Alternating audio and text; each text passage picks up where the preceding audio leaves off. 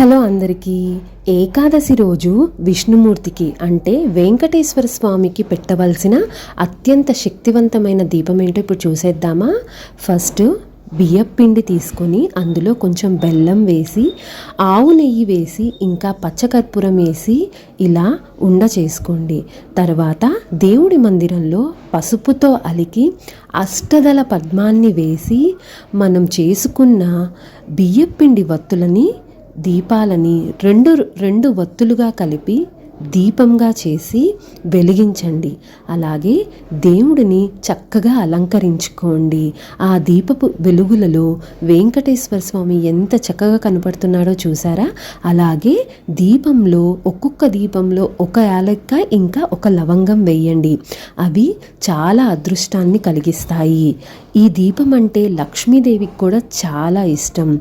ఓకేనా. అలాగే ధూపదీప నైవేద్యాలు పెట్టండి. ఏమన్నా డౌట్ ఉంటే కామెంట్ చేయండి. బాయ్.